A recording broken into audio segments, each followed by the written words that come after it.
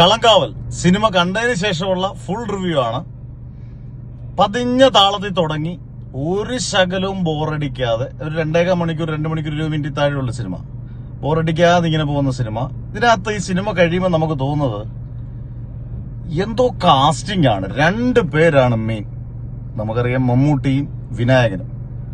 വിനായകന്റെ ഇത്രയും അതിഗംഭീര ഒരു പെർഫോമൻസ് ഞാൻ കണ്ടിട്ടില്ല. കമ്മട്ടിപ്പാടം ഒരു രക്ഷയില്ല, ജയിൽ ഒരു രക്ഷയില്ല. പക്ഷെ ഇതിനകത്ത് വിനായകൻ വലിയ അലറി വിളിക്കുന്ന ഒരാളൊന്നും അല്ല. ഒരു പോലീസ് ഓഫീസർ, അതിനകത്ത് സ്പോയിലർ ഒന്നുമില്ല, പോലീസ് ഓഫീസറാണ്.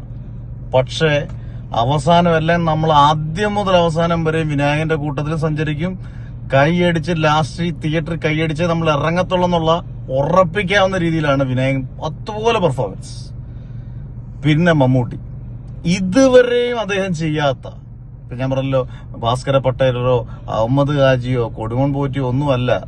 ഇതിനകത്ത് ഒരു ചിരിയോ നൈസായിട്ട് ചിരിച്ചോണ്ട് കൊല്ലുന്നൊരു രീതി, അത് മമ്മൂട്ടിക്ക് മാത്രം ചെയ്യാൻ പറ്റുന്ന മറ്റൊരു വില്ലനിസമാണ്. എനിക്ക് തോന്നുന്നില്ല ഒരു ഇന്ത്യൻ സിനിമയിൽ ഇത്രയും വില്ലന്മാരെക്കാട്ടിൽ, യഥാർത്ഥം നമ്മുടെ വില്ലന്മാരെക്കാട്ടിൽ, നമ്മുടെ സിനിമയെ കാണുന്ന വില്ലന്മാരെക്കാട്ടിൽ ഒരു ഹീറോ വില്ലനിസമായിട്ട് ചെയ്യുന്ന ഒരാള് പോലും ഒരു ഇന്ത്യൻ സിനിമയെ കാണുമെന്ന് എനിക്ക് തോന്നുന്നില്ല. അത്രയും ഗംഭീരമായിട്ടുണ്ട്.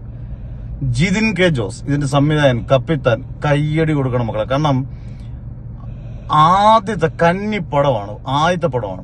നല്ല മെച്യൂരിറ്റിയിൽ, നല്ല ഉഗ്രം ബാക്ക്ഗ്രൗണ്ട് സ്കോർ, ഒരു തമിഴ് പാട്ടുണ്ട്. ആ പാട്ട് സിനിമ കാണുമ്പോഴേ നിങ്ങൾക്ക് മനസ്സിലാവുള്ളൂ. അത് ലാസ്റ്റ് വരെ നിങ്ങൾ കാണും. അതിന്റെ ആ പാട്ടിന്റെ ഒരു പ്രത്യേകത നിങ്ങൾക്ക് മനസ്സിലാവും. ഒരു കാറായാലും ഒരു കഥാപാത്രമാണ്. നല്ല ബാക്ക്ഗ്രൗണ്ട് സ്കോർ, നല്ല സിനിമാറ്റോഗ്രാഫി, എല്ലാം കൊണ്ടും കളങ്കാവലിനെ അങ്ങോട്ട് നിറഞ്ഞ കാവലാണ്. എനിക്ക് പേഴ്സണലി വളരെയധികം ഇഷ്ടപ്പെടാനുള്ള കാരണം ഇതുവരെയും കണ്ട സിനിമകളുടെ ഒരു ലെവൽ സാധനങ്ങളൊന്നും അല്ല, ഒരു വ്യത്യസ്ത ലെവലാണ് കളങ്കാവൽ. പിന്നെ നായകനാര് പ്രതിനായകനാരെന്ന് ഇന്റർവ്യൂ ചോദിച്ച പോലെ ഒരിക്കലും നമുക്ക് പറയാൻ പറ്റത്തില്ല. ഇതിനകത്ത് നായകൻ മമ്മൂട്ടിയാണോ, വില്ലനാണോ മമ്മൂട്ടി, നായകൻ വിനായകനാണോ, ഇത് നിങ്ങൾ കണ്ട് പ്രേക്ഷകർ വിലയിരുത്തുക. എന്തായാലും സൂപ്പർബാണ്.